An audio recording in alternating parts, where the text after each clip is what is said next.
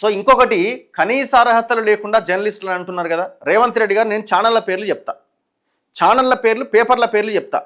అసలు వాళ్ళు పేపర్లు పెట్టడానికి, అసలు వాళ్ళు టీవీ ఛానళ్ళు పెట్టడానికి, ఇప్పుడున్న సోకాల్డ్ శాటిలైట్ తోప్ ఛానళ్ళు ఉన్నాయి కదా, వీళ్ళంతా ఎక్కడెక్కడి నుంచి పనిచేసి వచ్చారు, ఎంతెంత చదువుకురో ఒక్కసారి మీరు లెక్కలు తీయండి. మరి కనీస అర్హత లేదే వాళ్ళు ఛానల్ పెట్టినట్టే కదా.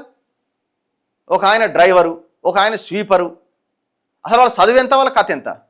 వాళ్ళు జర్నలిజం చదివిరా ఛానల్ పెట్టిన వాళ్ళు? ఛానళ్ళు పెట్టిన వాళ్ళంతా బిజినెస్ మెన్స్. ఆ బిజినెస్ మెన్స్ మీలాంటి వాళ్ళతో, ఎవడు అధికారంలో ఉంటే వాళ్ళతో లాలూచిబడి ప్రజలను మోసం చేస్తున్నారు. ఇక్కడ తెలంగాణలో జరిగింది ఏంది? ఇప్పుడు మీరు సోషల్ మీడియా జర్నలిస్టుల గురించి మాట్లాడిరండి. ఈ సోషల్ మీడియా లేకపోతే రేవంత్ రెడ్డి ముఖ్యమంత్రి అయ్యేటోడా? Very straight question. అసలు అవకాశం ఉందా?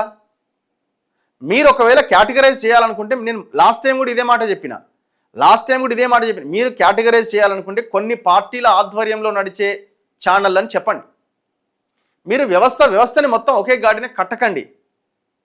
మీరు వాళ్ళని తిట్టండి, వాళ్ళు మిమ్మల్ని తిట్టుకుంటారు, మీ ఛానళ్ళని తిట్టుకుంటారు. అంటే మీ పార్టీకి సంబంధించిన ఛానళ్ళని వాళ్ళు తిడతారు, వాళ్ళ పార్టీకి సంబంధించిన ఛానళ్ళని మీరు తిట్టుకోండి. లేదు, ఫలానా ఛానల్ వాళ్ళకు అనుకూలంగా మాట్లాడుతుందని మాట్లాడుకోండి, ఇబ్బంది లేదు. కానీ అంతేగాని మొత్తం వ్యవస్థనంతా, సోషల్ మీడియా అంతా ఒక గాడిన కట్టేస్తే ఎట్లా? ఇవాళ సోషల్ మీడియాలోకి ఎంటర్ అయిన వాళ్ళంతా ఎవరండి? ఇప్పుడు నేనున్నాను, ఫర్ ఎగ్జాంపుల్, నేను ఎప్పుడో 2008-2009 సంవత్సరంలో నేను ఈ ఫీల్డ్లోకి ఎంటర్ అయినా. మొత్తం నేను పనిచేసిందంతా శాటిలైట్ ఛానల్స్లోనే. 2009 ఏబిఆర్ ఆంధ్రజ్యోతిలో పనిచేసిన తర్వాత, నేను జీ 24 గంటలని ఒక ఛానల్లో పనిచేసిన 2.5 years. తర్వాత నేను 10 టీవీలో సాక్షిలో పనిచేసిన ఒక 6 months.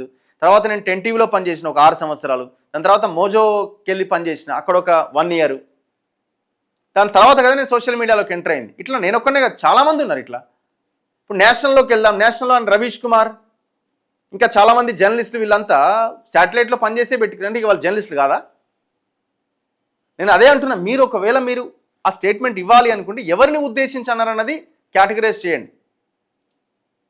పార్టీలకు అనుకూలంగా వ్యవహరించే వాళ్ళ గురించి మాట్లాడండి, ఎవడు తప్పు పట్టట్లేదు. ఒకవేళ ఆ రకమైన వ్యవహారం చేస్తున్న వాళ్ళు ఉంటే వాళ్ళ గురించి మాట్లాడండి.